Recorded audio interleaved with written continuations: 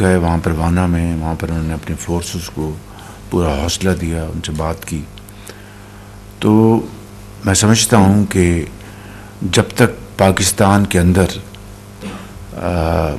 ہم یہ جو دہشت گردی جو دوبارہ آئی ہے اس کا مکمل طور پر خاتمہ نہیں کر لیتے، میں سمجھتا ہوں کہ یہ ہماری جو کاوش ہے، ایفرٹ ہے ملک کی ترقی اور خوشحالی کے لیے، دن رات جو آپ اس کے لیے کوشاں ہیں اور محنت کر رہے ہیں، اس کے اصل ثمرات جو ہیں وہ قوم کو نہیں مل پائیں گے. تو میں سمجھتا ہوں کہ اس کے لیے جتنے بھی وسائل ہیں وہ دہشت گردی کے خاتمے کے لیے صوبوں کے ساتھ مل کر ہمیں اس کا ایک بھرپور اس کا مقابلہ کیا جا رہا ہے. اور جب تک کہ اس کا دوبارہ سر نہیں کچلا جاتا ہم چین سے نہیں بیٹھیں گے. اس میں یقیناً کے پی اور بلوچستان کے دوسرے عوامل ہیں جہاں پر وہاں پر جو دہشت گردی جاری ہے، اور کے پی کے دوسرے اس کے ڈائنامکس ہیں. بہرکیف ہے تو وہ پاکستان کے خلاف مذموم کوششیں ہیں، انشاءاللہ ناکام ہوں گی. انفارچونیٹلی جو سیکٹیرین جو وائلنس ہوا ہے وہ ایک بہت ہی افسوسناک وہ واقعہ ہے، اور اس میں بہت زیادہ جانیں دونوں طرف سے ضائع ہوئیں، اور مسلح دونوں گروپ مسلح ہیں.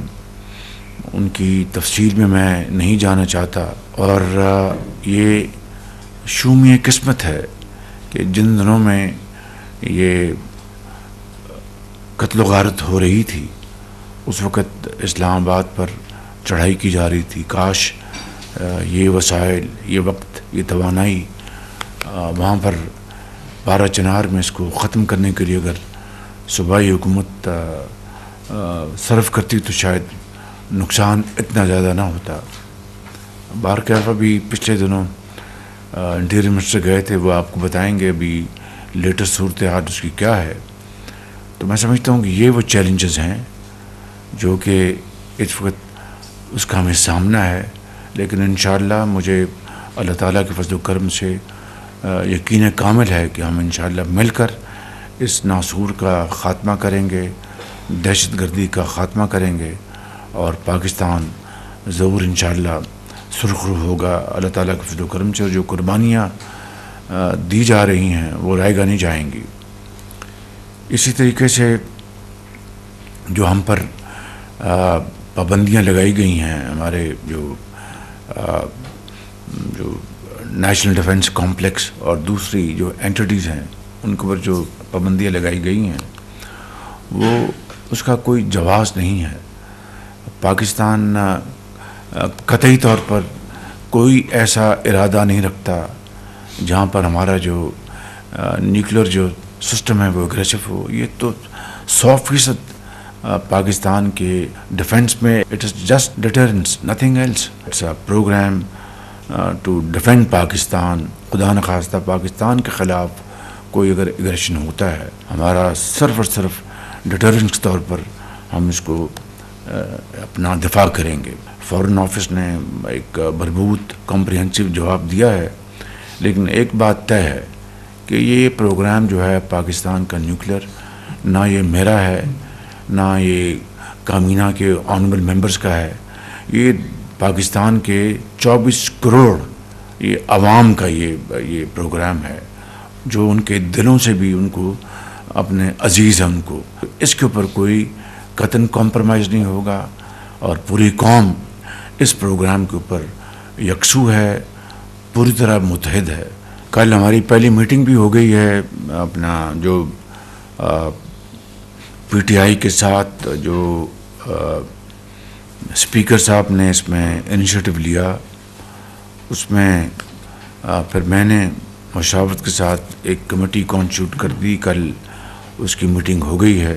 2 جنوری کو اس کا اگلا سیشن ہے.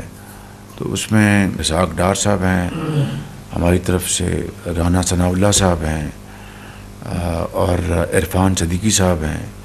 پیپلز پارٹی کی طرف سے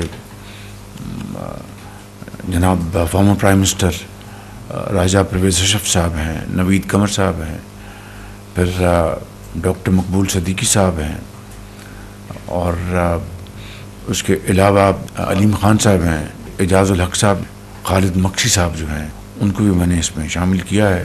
تو امید ہے کہ, اور میں نے کہا کہ جو نیشنل انٹرسٹ کا تقاضا یہی ہے کہ قومی مفاد کا تقاضا یہ ہے کہ ہم اپنے ذاتی مفادات کو قومی مفادات کے تابع کریں, اپنی ذاتی پسند ناپسند کو قوم کی خاطر اس کو ہم قربان کریں.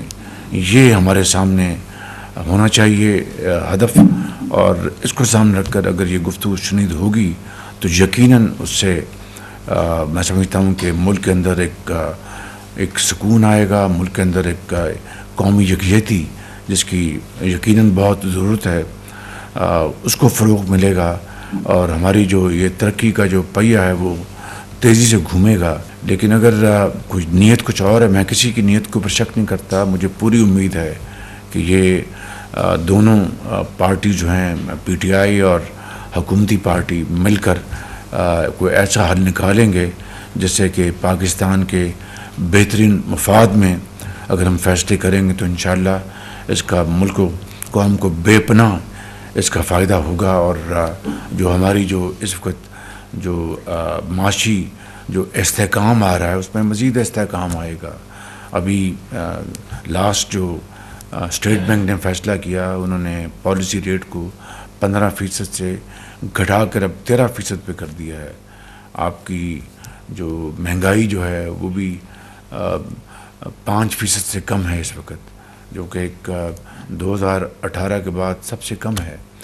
اسی طریقے سے ہماری جو ایکسپورٹ جو ہیں ان میں بتدریج اضافہ ہو رہا ہے, ہماری جو ریمیٹنسز ہیں ان میں اضافہ ہو رہا ہے, ہمارے جو آئی ٹی کے ایکسپورٹس ہیں ان میں اضافہ ہو رہا ہے. بنگلہ دیش کا ایک نیا ہمارا ایک مرحلے میں پاکستان کا تعلق بن رہا ہے. میں ڈاکٹر یونس سے قاہرہ میں ملا تھا, بہت اچھی ہماری مثبت گفتگو ہوئی وہاں پر قاہرہ میں ان کے ساتھ. انڈونیشیا کے جو پریزیڈنٹ تھے ان سے بھی میری وہاں پر بڑی اچھی ملاقات ہوئی, طیب اردوان صاحب سے, اور دوسرے جو زعماء ہیں وہاں پر میری ان سے ملاقات ہوئی. تو بنگلہ دیش اب انہوں نے پہلے پاکستان کا جتنا بھی شپمنٹ جاتی تھی اس کو 100% اس کو وہ اسکین کرتے تھے, اب انہوں نے اس کو ختم کر دیا ہے. ایئرپورٹ پر پاکستانی ڈھاکہ ایئرپورٹ جاتے تھے, ان کا ایک علیحدہ ڈیسک بنتا تھا, ان کی علیحدہ وہاں پر اسکریننگ ہوتی تھی, اس کو انہوں نے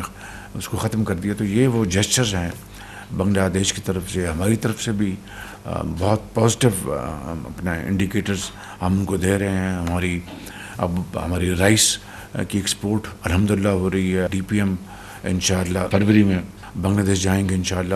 تو یہ ساری ایفرٹ جو ہے وہ تبھی کارگر ثابت ہوگی کہ ہم قومی یکجہتی اور قومی اتحاد کو فروغ دیں. تو یہ ایک بہت اچھا انیشیٹو ہے اسپیکر صاحب کا, اور میں سمجھتا ہوں کہ ہم پوری طرح خلوص کے ساتھ انشاءاللہ ہم اس پہ کنٹریبیوٹ کریں گے. اور امید ہے کہ دوسری پارٹی بھی, because it takes two to tango, تالی دونوں ہاتھوں سے بجتی ہے, اور مجھے امید ہے کہ دونوں پارٹیاں پاکستان کے بہترین مفاد میں پاکستان کو امن اور استحکام دیں گے انشاءاللہ. Thank you very much.